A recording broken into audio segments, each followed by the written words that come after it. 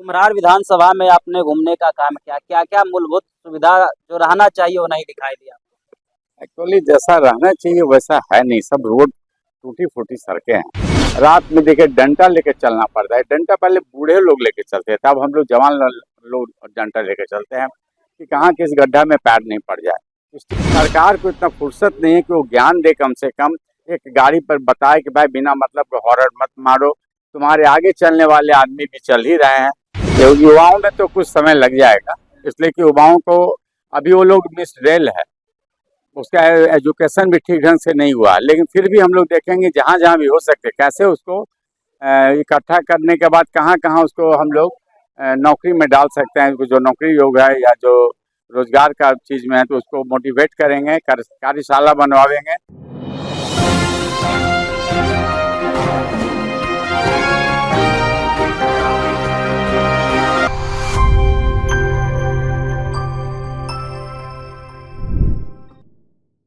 कुम्हरार विधानसभा के देखिए भावी प्रत्याशी हमारे साथ है, उनसे बातचीत करेंगे। क्या कहेंगे, इस साल विधानसभा का चुनाव है, सबसे पहले अपना नाम और राजनीति सफर के बारे में बताइए। मेरा नाम आनंद किशोर दीपक है, मैं एक अभियंता हूँ और भवन निर्माण करता भी हूँ, और मेरा कोई पॉलिटिकल बेस नहीं रहा। ये इतनी समस्याएं जो हम दिन भर देखते देखते क्या हुआ कि इस बार मेरा मूड बन गया कि अब समस्या अगर विधायक दूर नहीं करता है तो हम खुद ही इसमें कूद गए, और उसी को देख के इसमें कूद गए। और देखे इधर हम जब भी देख रहे हैं यूट्यूब में तो प्रशांत जी का अच्छा अच्छा क्लिप आ रहा है, और उनका व्यक्तित्व से हम बहुत प्रभावित हुए। उनको सुने, उनको जाने, तो हमें बहुत अच्छा लगा। हमें लगा कि एक अच्छी पार्टी है, जिसका ये पार्टी नहीं है बल्कि विचारधारा है, और ये विचारधारा जो वो सोच रहा है वो हमारे अंदर भी वही सोच है। बस हम इसमें लाइन में लग गए। कुम्हरार विधानसभा में आपने घूमने का काम किया, क्या क्या मूलभूत सुविधा जो रहना चाहिए वो नहीं दिखाई दिया? एक्चुअली जैसा रहना चाहिए वैसा है नहीं, सब रोड टूटी फूटी सड़कें हैं। कुछ रोड को अगर मान लिया जाए कि ठीक है तो बाकी सारी सड़कें टूटी फूटी है, सब में बड़े बड़े गड्ढे हैं, थोड़ा बारिश होता है जल जमाव हो जाता है। अब समझिए कि बड़े लोग को भी दिक्कत है, वो गरीब लोग को भी दिक्कत है। उसी रोड पर गाड़ी हल्का मचाते हुए जाता है, बगल में जो बेचारे पैदल चलते हैं उनको छींटा पड़ता है। तो ऐसा तो शहर में रह करके ऐसा तो हम लोग नहीं सोचते थे कि ऐसा होना चाहिए था। देहात तो नहीं कि पगडंडी पर चल रहे हैं, स्लिप करने का डर है। कम से कम रोड का व्यवस्था ठीक होना चाहिए। रात में देखिए डंडा लेके चलना पड़ता है। डंडा पहले बूढ़े लोग लेके चलते थे, अब हम लोग जवान लोग डंडा लेके चलते हैं कि कहाँ किस गड्ढा में पैर नहीं पड़ जाए। स्ट्रीट लाइट अगर लग भी गई तो जलती नहीं है, कुछ कहीं जली तो कहीं बुझी ही रहती है। ये तो आधुनिक कॉलोनी की बात बता रहे हैं कि ये इतनी आधुनिक कॉलोनी में है।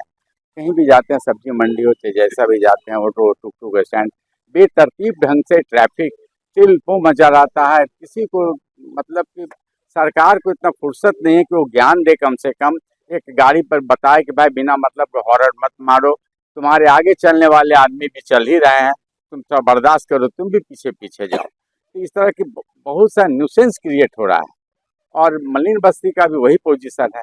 जनता के बीच आप जा रहे हैं, रूबरू हो रहे हैं, क्या क्या समस्या देखने को मिल रहा है कुम्हरार विधानसभा? ये समस्या ही तो बता रहे हैं आपको, ये सब समस्याएं हैं।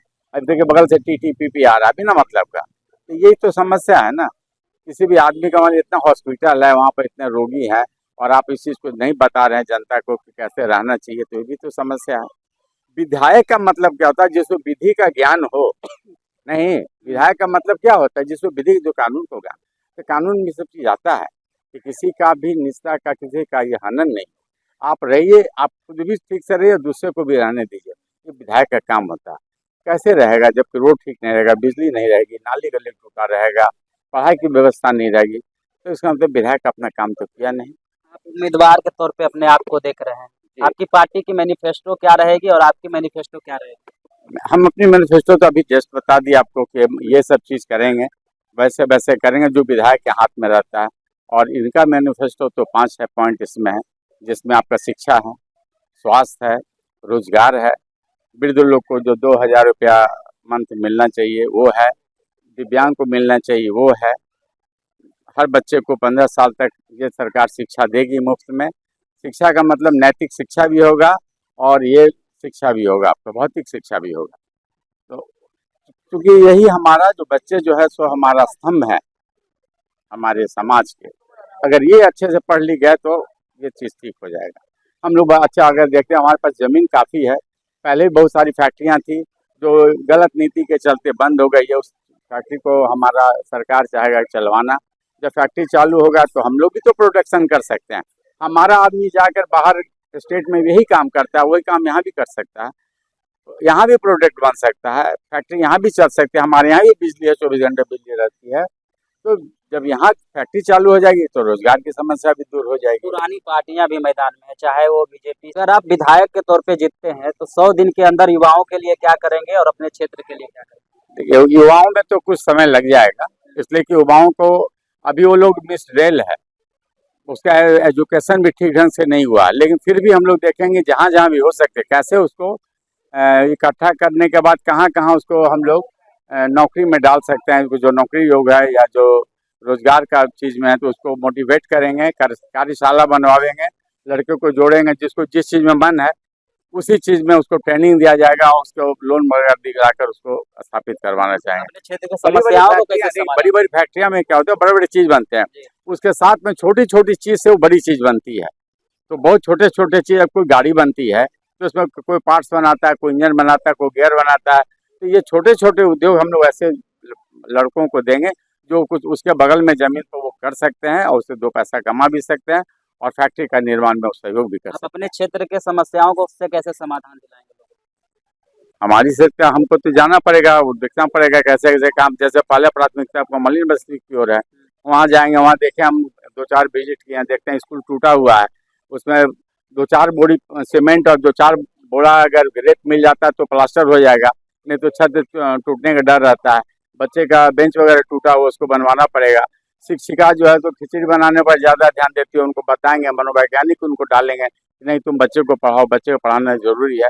उसको हम लोग जाकर देखेंगे। उस स्कूल संडे को बंद रहेगा तो वहाँ पर हम लोग मेडिकल कैंप लगाएंगे। जितनी भी महिलाएं हैं जो डॉक्टर में जाकर के 500-1000 रुपये जो फीस देगी वो नहीं देना पड़े, उसका बीपी नॉर्मल है कि नहीं, उसका शुगर नॉर्मल है कि नहीं, उसका पल्स ठीक है कि नहीं, उसको फीवर है कि नहीं, वो 2 डॉक्टर का टीम रहेगा, जाकर देखेगा, उनका इलाज करेगा। अब तो सस्ती दवाई भी है, कोई दिक्कत नहीं, सब कर लेंगे धीरे धीरे।